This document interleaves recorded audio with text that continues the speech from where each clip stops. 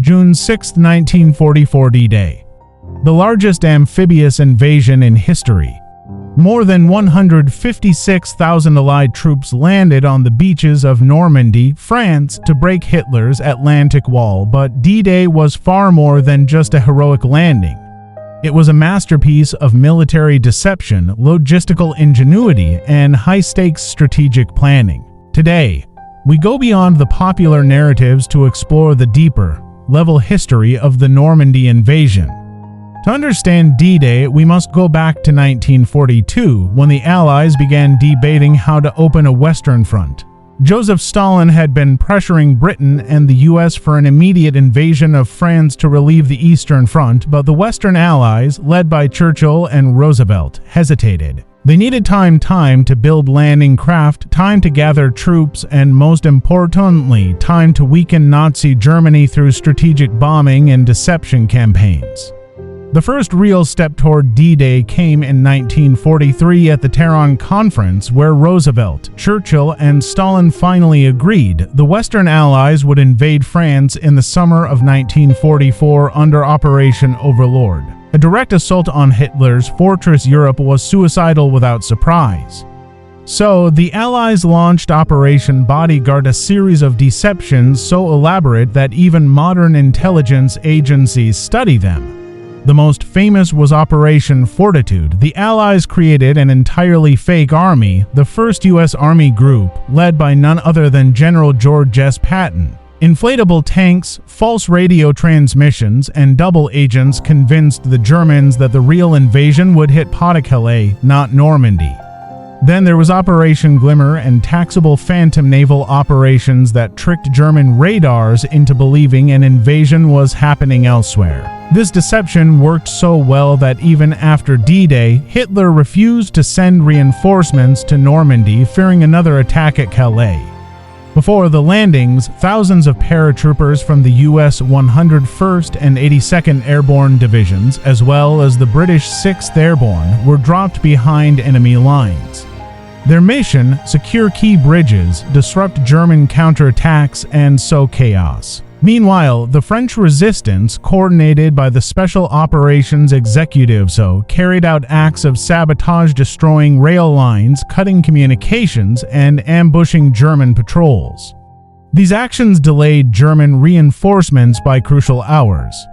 Yet, the airborne drops were far from perfect. High winds and poor navigation scattered the paratroopers, leaving many cut off and disorganized. Some landed miles away from their objectives, fighting as isolated pockets against overwhelming German forces. At dawn on June 6th, the naval bombardment began. 5,000 Allied ships unleashed hell on German coastal defenses.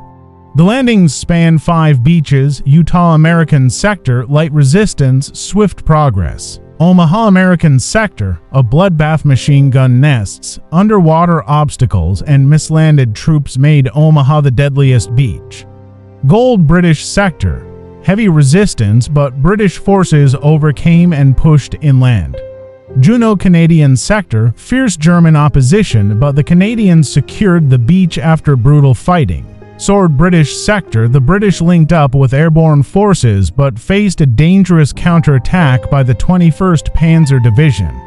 Omaha Beach alone saw over 2,000 American casualties in just a few hours. It was only through sheer grit, improvised tactics, and small unit leadership that the Americans broke through. Incredibly, even as the invasion unfolded, Hitler refused to release his Panzer divisions. Why? The deception at Pas-de-Calais had worked well. He was convinced Normandy was a diversion. Field Marshal Erwin Rommel, the man responsible for the Atlantic Wall, had actually warned of an invasion at Normandy, but he wasn't even present. He had returned to Germany to celebrate his wife's birthday. By the time the German high command reacted, it was too late. Even when reinforcements were sent, Allied air superiority made movement nearly impossible. German tanks and infantry columns were bombed into oblivion before they could reach the beaches.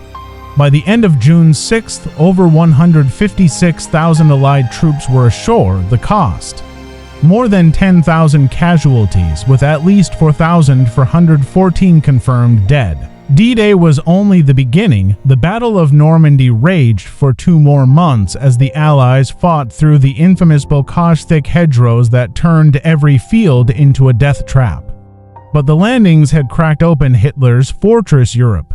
By August 1944, Paris was liberated. And less than a year later, Nazi Germany surrendered. D-Day was not just an invasion, it was the moment that turned the tide of World War II. It was a triumph of intelligence, deception, and raw human courage. But beyond the strategy and tactics, D-Day was about the thousands of young men, Americans, British, Canadians, and many others who stepped onto those beaches knowing they might never return. Their sacrifice shaped the world we live in today. If you found this deep dive into history fascinating, don't forget to like, subscribe, and hit the bell for more history content. What topic should we cover next? Let us know in the comments below.